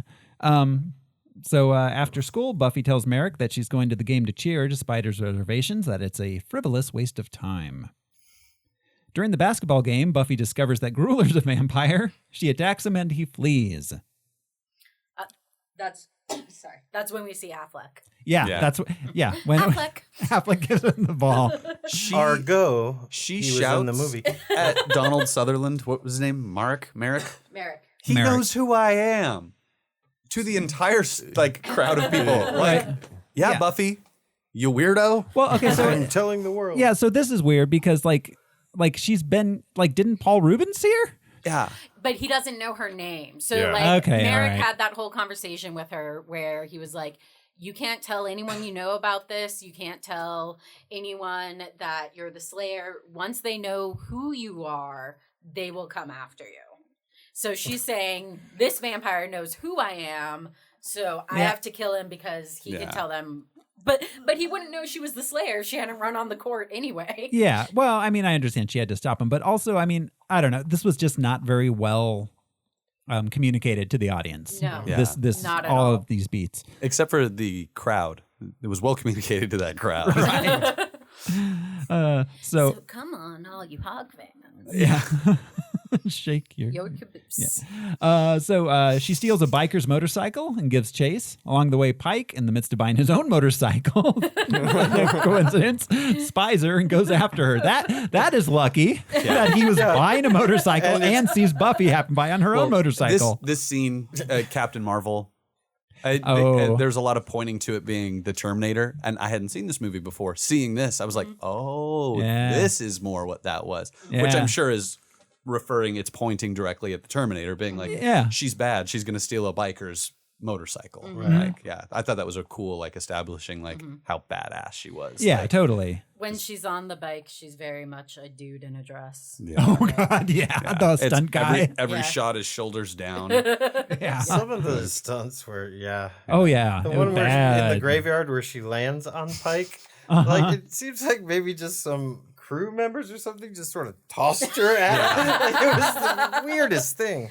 No, production was not good. She tracks Grueler to a parade float storage yard. I think it's supposed to be like the Rose Parade, right? Yeah, It's kind of like that. Or Mardi. Oh, the Rose Parade because it's in LA. Yeah, but that's why I was like, is it a bunch of Mardi Gras floats or Carnival? Rose this is at least like one of the interesting set pieces. Yeah, it's very it's at least interesting visually. She's grabbed by Grueler and a couple vamp friends of his. Pike arrives and stakes Grueler. Buffy finishes off the other two. They flirt a little more, then discover Lothos and Amelin nearby. So when those other two are there, and then there's this moment where like she's fighting one of the vampires, and she would totally be vulnerable to the other vampire. And so, like the direction was like, okay, well, just do something. And he just kind of like jumps up and down and waves his like a monkey in the Wizard of Oz. Oh my God. Right. and waits for her to come and turn around and stake him. It was, dear Lord. There's two Wizard of Oz references in this. Speaking of that tune. The exchange between Pike and Grueler was fun. Grueler says, "Now I'm a god," and then he gets stabbed. And Pike says, "And now you're a coat rack." Yeah. But the Dragul would like that.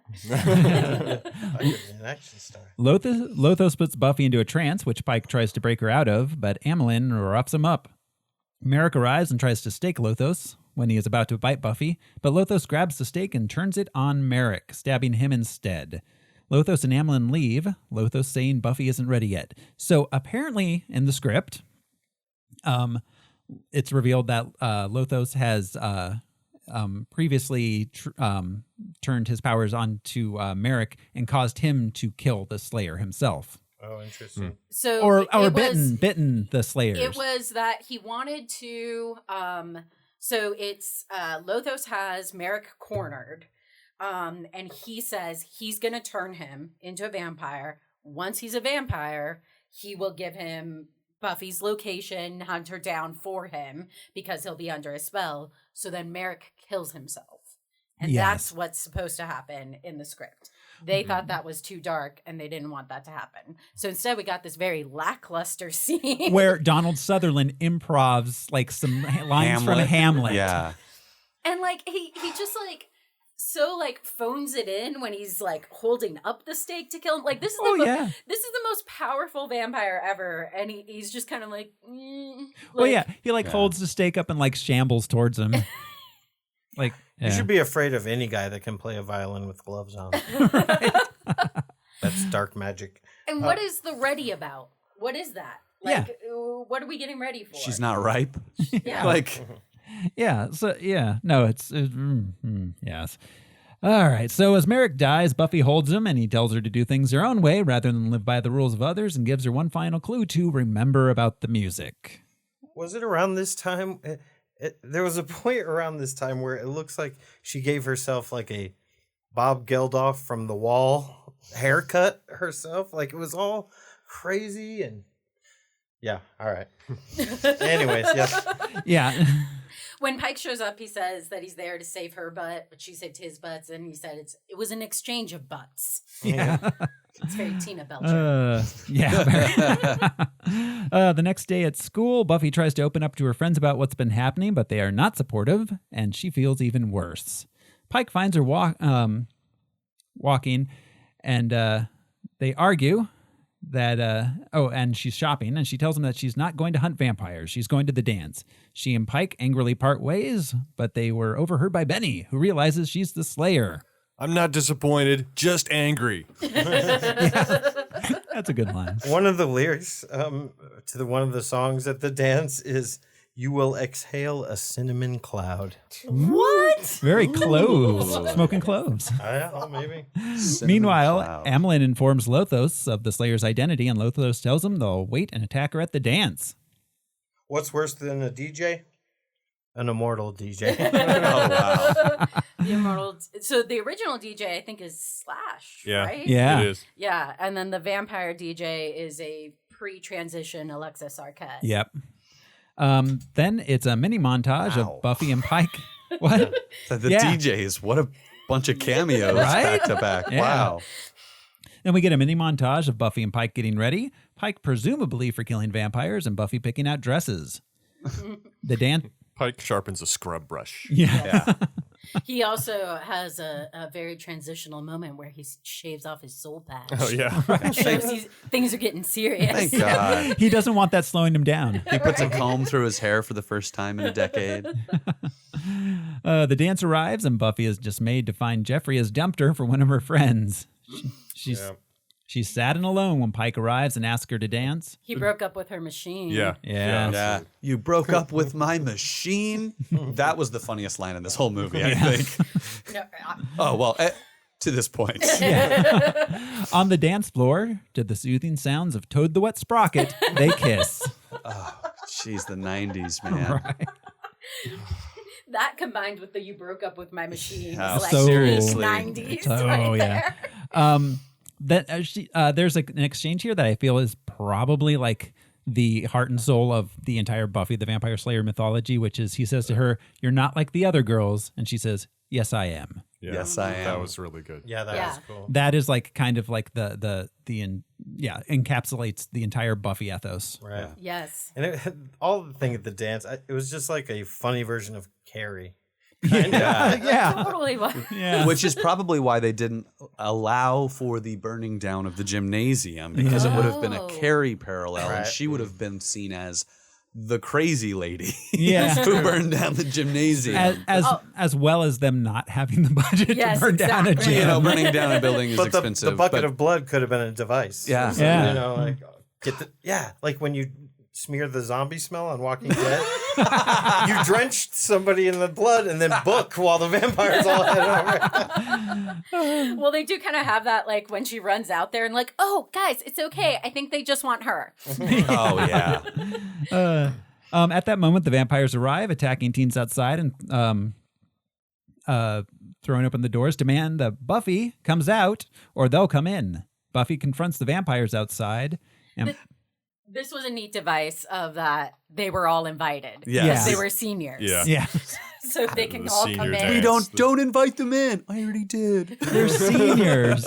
So dumb, but so good. Party time. And then we get she rips off the bottom of her dress and puts on the leather jacket, which is, kind of the classic Buffy look. Yeah, her wearing the like formal dress with the leather jacket is reminiscent of the season 1 finale of Buffy when she faces the Master. Yeah, very She's much. like wearing her white dress and the leather jacket. Yeah, exactly. I thought it was cool that he tossed her the leather jacket, and it was a cool leather jacket. It wasn't just like a normal leather jacket. It was very different. So Pike stays inside to protect the partygoers. The horde outside runs and she chases, but as soon as she's gone, more arrive and enter the gym, beginning the massacre. I thought he stayed inside not to protect anybody, but to not get his ass kicked by Buffy. Yeah. Because she says, if you come outside, I will whoop your ass. You stay inside.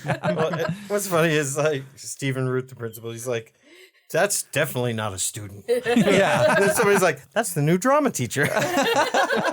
And then he says, I have detention slips here for everybody. But he's just holding up cut up pieces of notebook paper. Like, come on. There wasn't a PA who could cut up Budget blank cuts. white pieces of He paper. signs his own warrants. It was a commentary on the LA school district budget cuts in 92, you know. That is deep. There's a lot of levels. What is calculus? Anyways. Pike does what he can, and he's attacked by Benny. Meanwhile, Buffy fights Amlin, but before it can be settled, Lothos arrives, playing the violin. Okay, so this is what I think is the funniest line in the whole movie, and it's one word where, like, Amelin is saying, I'm a god, I can do anything, and Buffy says, oh yeah? Clap. Yeah. Jeez, yeah. Because he has the one arm. Oh, yeah. Just so good. So good. Such a 45-minute long setup for one joke Yeah. Right? that paid off so well. And is this when Urkel said, did you do that? Also, Lothar, I just want to say Lothar, Lonnie is playing the violin with gloves, but he's playing an electric violin. He is. Yeah, so Like- it's got, When the first time we see it, he's sort of plucking it. But he doesn't have a bow. Yeah. The first time we see it. Pizzicato yeah. with gloves on. Another gloves. advanced maneuver. And then it's the awesome Paul Rubens dying. Oh, yeah. Yeah. Well, okay. So back at the gym, Pike fights and kills Benny, and the kids manage to fend off the rest of the vampires. Meanwhile, Lothos allows Buffy to kill Amlin with the long, drawn out, like Paul Rubens. That we go back to after Yeah. we cut away from. Yeah. And like a post credits scene. Yeah. He's like holding the stake and kicking the wall. That's smart. Yeah. He knew what he was doing. He knew what the tone of this movie was. Yeah, he might be the only one. Yeah. Lothos attempts to entrance Buffy again, but when the dance music stops, she remembers Merrick's words and defends herself. It was nice for the villain to patiently wait while she had a revelation. Yeah, just stand there watching her. Well, he had to get the whole piece out. He just had to keep playing. You know? Yeah. She first tries to repel Lothos with a cross, but the Vampire King is unimpressed. He grabs the cross, setting it afire, and Buffy uses her hairspray as a makeshift flamethrower and burns him before escaping to the gym. My keen fashion sense. Yes. There, Buffy sees her classmates recovering from the vampire attack, and the principal handing out detentions. But Lothos... To the dead people. To the dead on people. the floor. Right. I have one job. And I will do it. Lothos bursts into the gym, promising to kill everyone. Pike bursts in and tries to save Buffy, only to be knocked unconscious. Where did he go? He, like, bursts back in. Yeah. I left my phone in the car. Which is weird because it's a landline. The Slayer and the Vampire duel, a wooden flagpole versus a katana.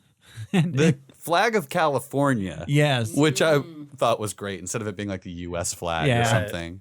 Yeah, no, this I do this on behalf of the Golden State. In the end, Buffy stakes Lothos and kills him. Now I'm really pissed off. Again, a very like lackluster climax. Yeah. Like when Merrick dies and It when was she rushed. kills Lothos, it is just kind of like, okay, and then you stake him, and then we go on. And he Like, falls down. Yeah, no, it was just terribly directed. Terribly. As the survivors leave, Buffy and Pike decide to finish their dance. And afterwards, they ride off on Pike's motorcycle into the sunrise. Well, Buffy finds Pike on the ground, and he says, "I can't move my legs." She says, "Why not?" He says, "Because you're sitting on them." And then they both laugh at his joke. Dun, dun, dun, dun, dun. all our friends are dead. I'm hauling ass to Lollapalooza. Yeah, exactly. I love that she sits on the back, or he sits on the back of the bike. Just the Yeah. Oh, yeah, that's bad. Yeah, that's awesome. If you can read this, the bitch fell off. Luke Perry fell off. Luke Perry, Yes, why did I? Yeah. Luke Perry in the featurette that's on the Blu-ray. When he's interviewed about it, he gets the movie the best because he's like, I'm playing Pike, who is the damsel in distress character. Yeah. Right. Yeah, he totally got it. Over the credits, news crew interviews the students and the principal about the attack. Liz Smith for Los Angeles News. Like, I don't know. It's rough.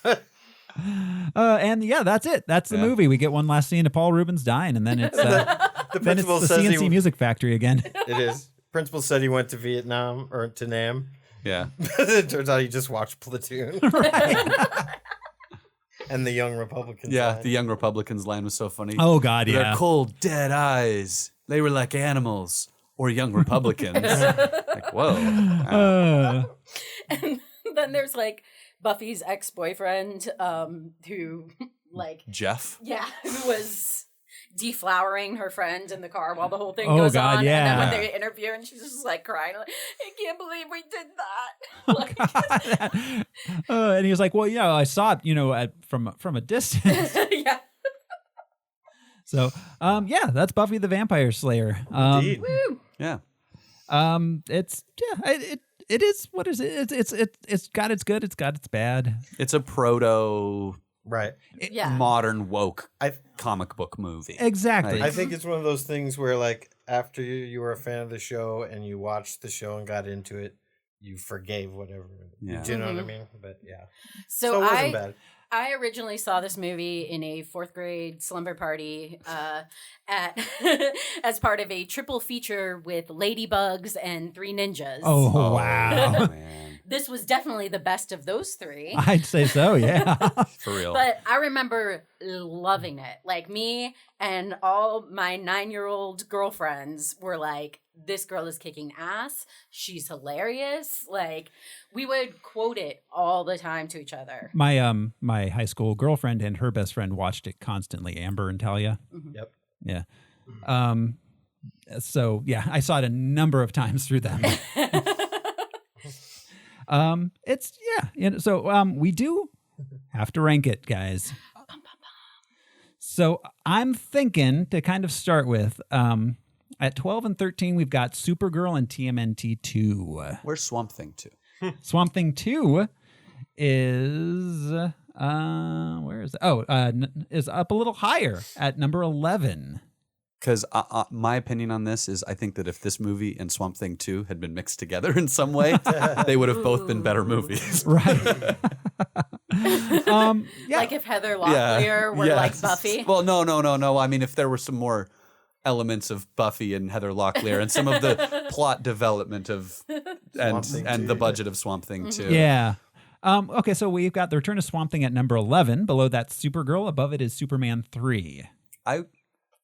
I vote for above Supergirl. Yeah, me this is too. better than Supergirl. I mean, I think this is better than Swamp Thing, but I know that that's a hot button issue around here. I'm talking about this. And I would say that this could be better than Swamp Thing 2 in a lot of ways too. That's for sure. I would put it above The Return of Swamp Thing. Yeah. Above that would be Superman 3. Okay. Which has But it's higher than Supergirl, right? Yeah. Because I think it hits all those female empowerment notes that Supergirl just failed. yeah. Absolutely. Totally. Al, any contributions? Just below Superman 3, I think. Yeah. We're all good with that? I'm happy with that. All right, so we will okay put it with in here at number 11, right below Superman 3, right above The Return of Swamp Thing. Buffy the Vampire Slayer. So next week, everybody, we will return with the Teenage Mutant Ninja Turtles 3. Turtles in Time. They made a lot of these in really short order. And I haven't seen it, but based on the imagery, it's like they probably go back to feudal. It's feudal Japan. Feudal Japan, and yes. stuff. Wouldn't it be great if it's just like, and they're in Dealey Plaza on November 21st? Like do do do do do do. We've got to move this route. Yeah. Raphael, such a dick. It's like Turtles Leap. Donatello left all those windows open and the deposits. So that's it. This has been Throw Smiley. And all I want to do is graduate high school, move to Europe, marry Christian Slater, and die. Hey, I'm Josh Cece, and excuse me for not knowing El Salvador. I'm Andrea Martinez, CC, and my secret weapon is PMS. I'm Brian Leshin. I want to dance. I'm Alaric Weber. I have detention slips, and I'm not afraid to use them. Detention. I didn't Get even. out of my facial! I didn't even do nothing. What a homeless. Thanks, everybody. Bye. Harmless Phosphorescence was brought to you by executive producer Atticus Burkett, producers Michael Beckwith, Jojo Birchtree, Hedda Paulson, Kirsten Reed and Alyssa Dent, and Katie and Finn Thorpe. Make sure to rate and review us on iTunes. Follow us on Twitter, Facebook, or Instagram. Harmless Phosphorescence is a part of the Harmless Entertainment Network. Become a patron at patreon.com/Harmless Entertainment. Thank you for listening. Hey everybody, Thoreau from the Harmless Entertainment Network here. Do you like music? I do, and I know a lot of other people that do too, so we decided to start a new show. It's called A Personal History of Sound. Every week I'll invite on a different guest, we'll listen to a different album, and then we'll talk about it. And if you become a patron, you can hear it first at patreon.com/Harmless Entertainment. Don't worry though, it'll be coming to a free feed near you soon enough. That's A Personal History of Sound from the Harmless Entertainment Network, coming soon.